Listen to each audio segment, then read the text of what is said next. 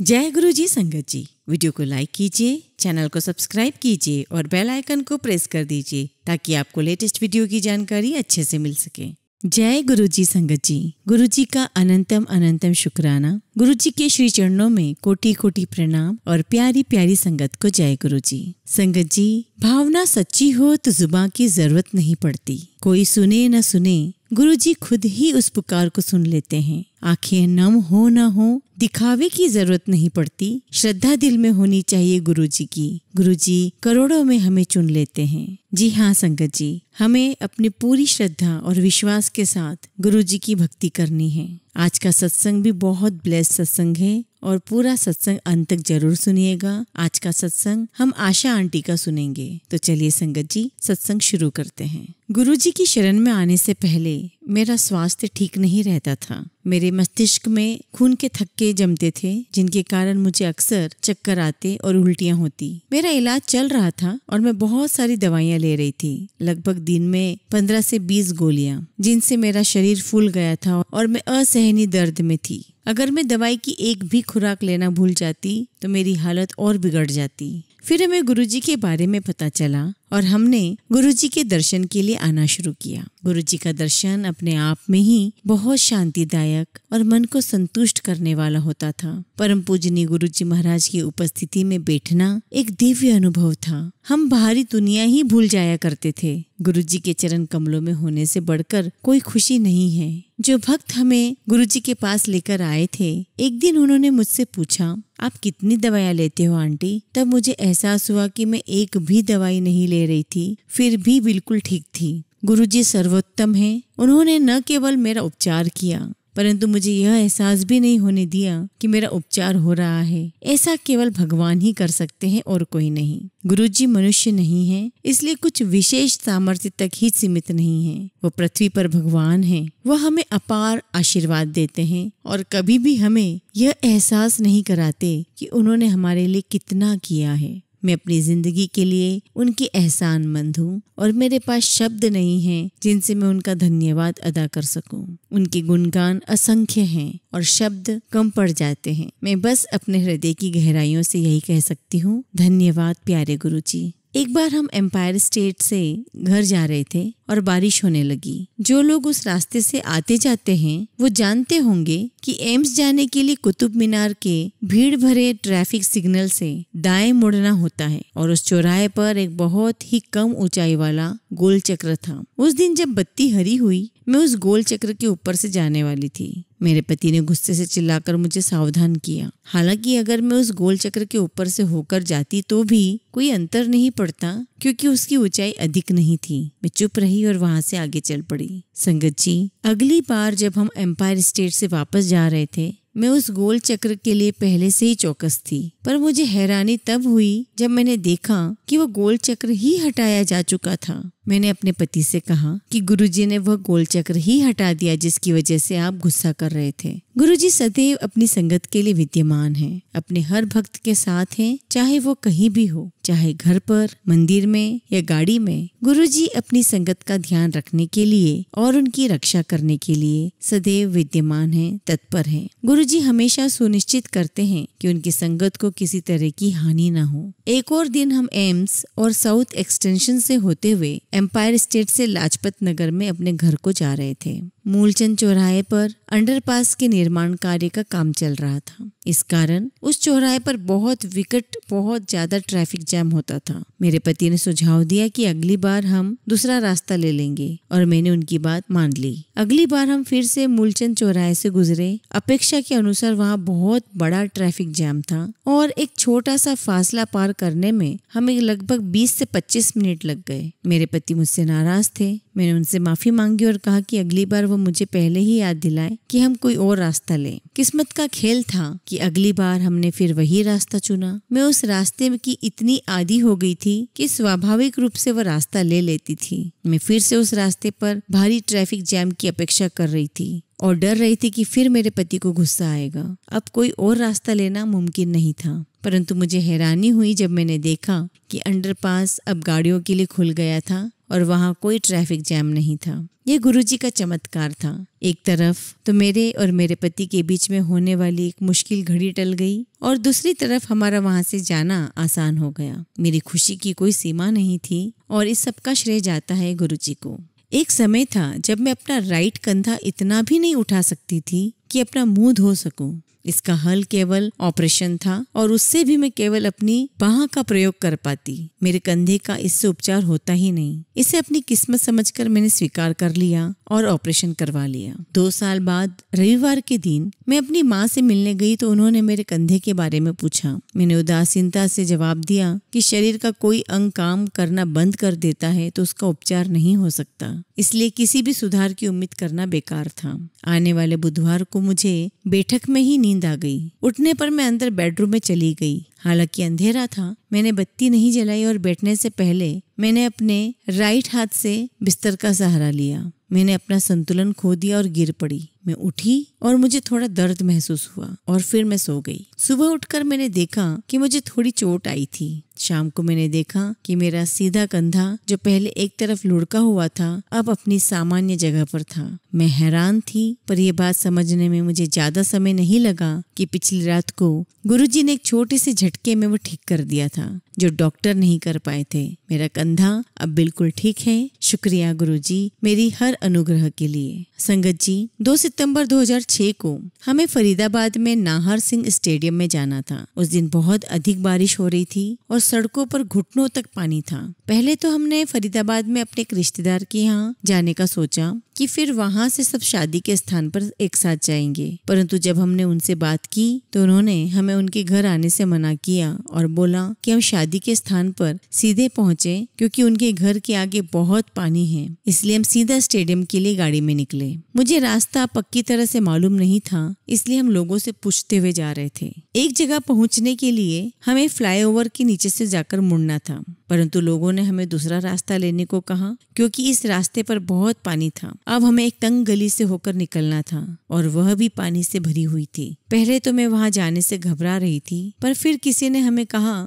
कि आगे जाकर वहाँ हालत इतने खराब नहीं है, केवल थोड़ा सा ही रास्ता था। जहाँ थोड़ा पानी भरा हुआ था हम उस रास्ते पर गए और जल्द ही हमारी मारुति 800 पानी में आधी डूब गई। मेरा ध्यान बस इस बात पर केंद्रित था कि मैं गाड़ी चलाती रहूं, पर जब सामने से एक और गाड़ी आई और मुझे उसे रास्ता देना पड़ा तो गाड़ी बंद पड़ गई। मुझे एहसास हुआ कि मेरी 20 साल पुरानी गाड़ी वहाँ से निकल नहीं पाएगी। अब उसका फिर से स्टार्ट होना असंभव लग रहा था। तभी मेरे हस्बैंड बोले कि हमें गुरुजी पर विश्वास रखना चाहिए और गाड़ी दोबारा शुरू करने की कोशिश करनी चाहिए। मैंने बस गुरुजी का नाम लिया और मैं इतनी हैरान हुई जब बिना किसी दिक्कत की गाड़ी चल पड़ी। ऐसे ही हालात में गाड़ी 2 से 3 किलोमीटर चली और गुरुजी की कृपा से हम शादी के स्थान पर पहुंचे। ये बात स्पष्ट थी कि सारे रास्ते गुरुजी ने हमारी सहायता की, क्योंकि शादी के स्थान पर हम सबसे पहले पहुंचे थे। यहाँ तक कि दूल्हा और दुल्हन के परिवारों को ट्रक में आना पड़ा क्योंकि वहाँ तक गाड़ियाँ नहीं आ पा रही थी। क्योंकि मेरा बेटा और उसका परिवार भी वहाँ आने के लिए निकले थे, हमने गुरुजी से उनका ख्याल रखने के लिए अनुरोध किया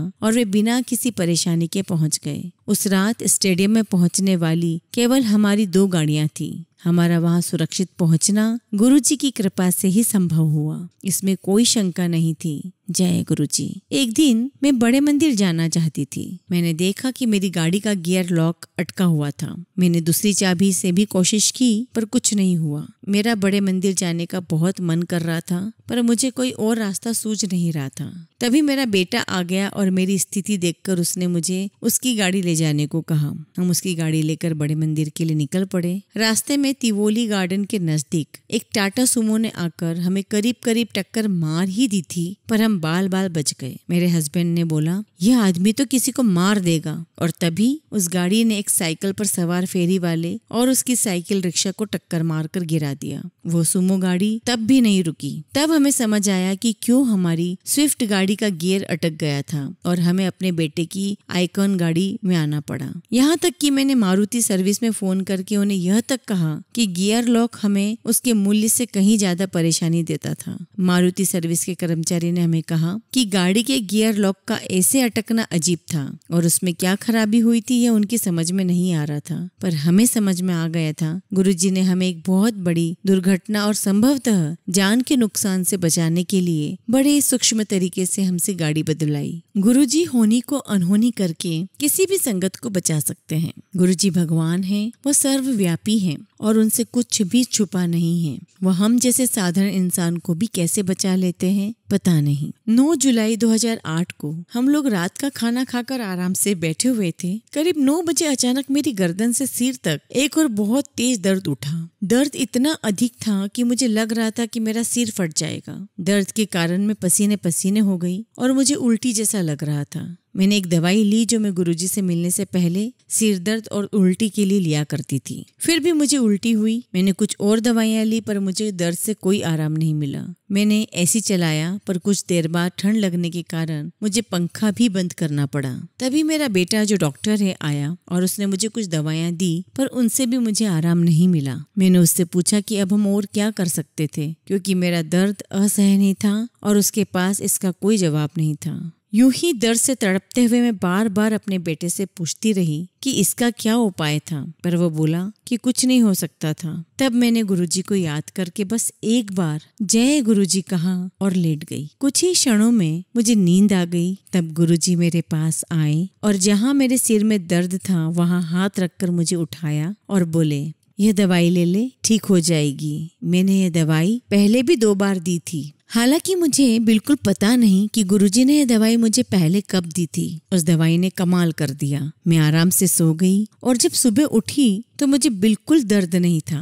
मैं पूरी तरह से ठीक थी। गुरुजी ने मुझे सपने में दवाई देकर ठीक कर दिया। ऐसा केवल भगवान ही कर सकते हैं और कोई नहीं। 8 अगस्त 2008 को मुझे गुरुजी के दर्शन हुए। सपने में गुरुजी ने मेरे सिर के दाएं ओर हाथ रखा और बोले, खराब है। मैं बस गुरुजी को देखती रही और उन्होंने दोबारा मेरा सिर छुआ और बोले, खराब है, कुछ गड़बड़ है, मैं ठीक कर दूंगा। सुबह उठकर मैंने पति को गुरुजी के दर्शन के बारे में बताया। हम हैरान हो गए क्योंकि सपने में जहाँ गुरुजी ने मेरे सर पे हाथ रखा था वहाँ बहुत समय से एक मोटी गांठ सी बनी हुई थी, परंतु सुबह वह गांठ अपने आप बहुत छोटी हो गई थी। इतनी छोटी कि बहुत ध्यान से देखने पर ही दिखाई दे रही थी। मैंने बहुत डॉक्टर्स के पास उस गांठ की जांच कराई पर किसी ने भी उस पर गंभीरता से ध्यान नहीं दिया और इसका इलाज केवल ऑपरेशन ही बताया। मुझे वहाँ दर्द होता था और दाईं ओर सोने में भी कष्ट होता था। बिना मेरे कहे, बिना मेरे बताए गुरुजी ने मेरी परेशानी को मिटा दिया। वाह रे मेरे भगवान, आपका बहुत बहुत धन्यवाद।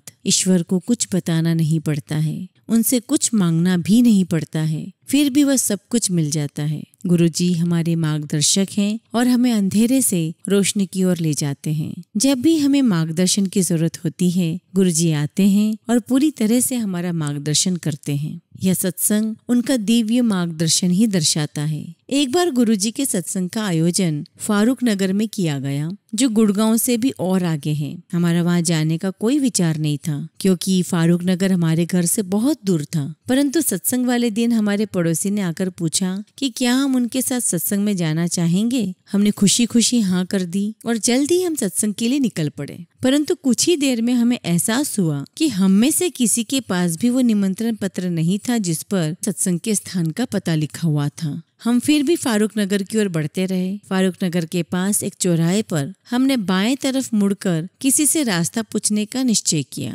तभी हमें एक गाड़ी नजर आई जिस पर गुरुजी लिखा हुआ था और वह दाएं ओर मुड़ गई। हमने उस गाड़ी के पीछे पीछे जाने का निश्चय किया। हम गाड़ी में 5 लोग थे और हम सब ने गाड़ी के पीछे गुरुजी लिखा हुआ देखा था। हम उस गाड़ी के पीछे 2-3 किलोमीटर तक गए और जब हम उस गाड़ी के थोड़ा पास पहुंचे तो हमने देखा कि गाड़ी पर गुरुजी नहीं बल्कि पंडित जी लिखा हुआ था।